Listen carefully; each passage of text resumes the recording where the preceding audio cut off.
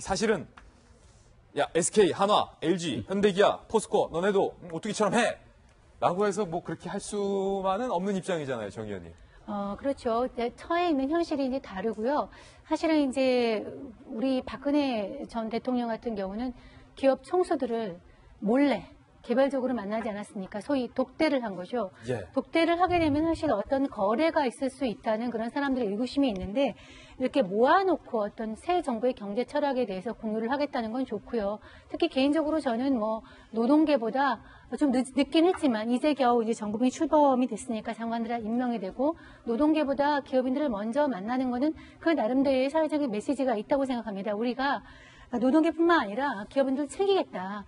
그런 의미가 있을 것 같아서 여기 이제 아주 건설적인 대화가 이루어지기를 원하고요. 뭐 제가 생각하기에는 그런데 이렇게 경제 철학을 공유한다는 거 사실 맨입으로 되지 않습니다. 예. 기업들이 가지고 있는 현실이나 이 어려움이 있어요. 특히나 지금 정부가 대기업에 대해서는 그 최상위 기업에 대해서는 지금 법인세를 올리려고 하지 않습니까? 저는 뭐 소득세를 올리는 거에 대해서는 뭐 저는 찬성합니다. 소위 말해서 5억 이상 근로소득이나 사업소득 있는 사람에 대해서 세금을 올리는 거에 대해서는 지금 이렇게 양극화가 시대적인 화두인 상황에서는 불가피한 조치라고 생각이 되는데 기업에 대해서 이렇게 법인세를 올리게 되면은 뭐가 문제냐면은 기업들이 그 계속 사업을 운영할 수 있는 동력이 없어지고 오히려 일자리를 줄일 수 있게 되기 때문에 그런 부분에서도 좀 이 자리가 기업들의 어려움도 좀 듣는 그런 자리가 되었으면 하는 바람이 있습니다. 김용주 의원님, 네. 오뚜기 이제 함영준 회장도 초대돼서 가겠는데 그 영광스러운 자리긴 하겠지만 다른 대기업들에서 바라보는 시선이 그렇게 좋지는 않은데 얼마나 민망할까요? 오뚜기. 그러니까 제가 생각할 때는 이게 대기업이 있고요, 중소기업이 있고요, 중견기업이 있습니다. 중견기업. 예. 사실은 이 오뚜기는 중견기업이거든요. 그렇다면 너무 청와대가 대기업에 끼워 넣어서 이렇게 스스로 좀 불편하게 만드는, 오뚜기도 불편하고 대기업도 불편하고 사실 그렇잖아요.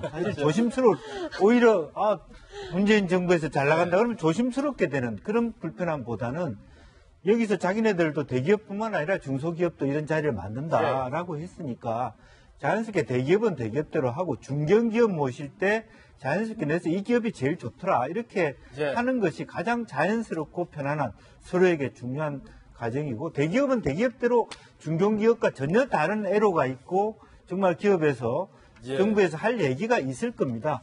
그런 부분을 좀 더 허심탄회하게 얘기하기 위한 자리를 7명씩 짰다면 분위기를 처음부터 저렇게 긴장하게 샘플을 미리 내놓더라면 예를 들면 모아놓고 오늘 마음껏 먹어라. 나는 짜장 이거 하고 먹어가는 그런 아쉬움들이 좀 있습니다.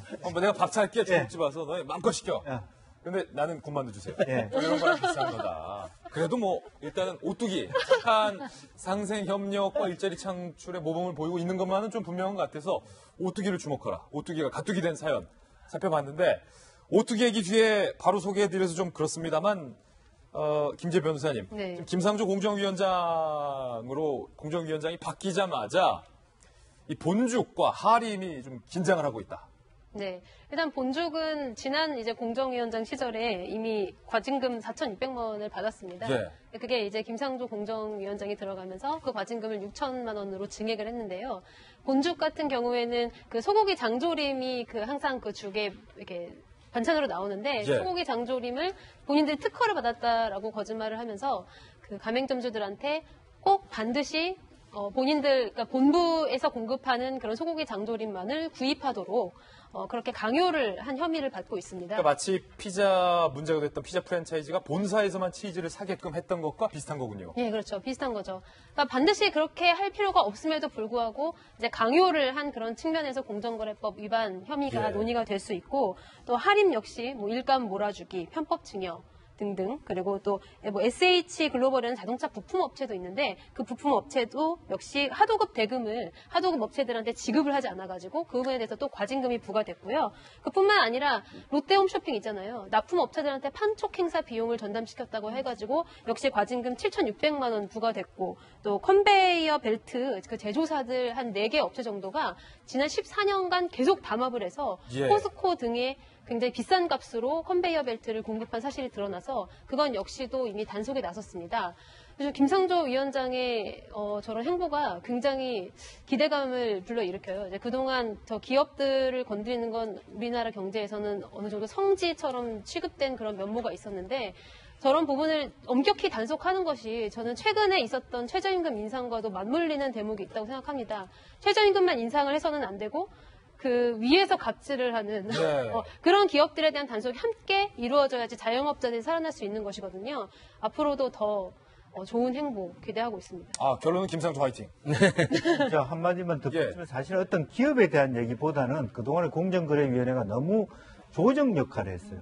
갑질을 한 기업이 분명히 있는데 양자가 마치 손보사가 하듯이 그렇게 하다 보니까 서로 불평등했거든요. 너무 말하자면 대기업 위주로 어떤 깎아주기식, 조정식 하다 보니까 거기에 대해서 좀 브레이크를 건다. 그렇게 보시면 될 것 같습니다. 예, 오뚜기와 본죽, 하림 등등 기업들의 울고 웃는 이야기 전해드렸습니다. 신사동 그 사람 함께하고 있습니다. 그래서 두 번째 신사동이 오뚜기였고요. 세 번째 신사동 과연 누굴까요? 함께 보시죠.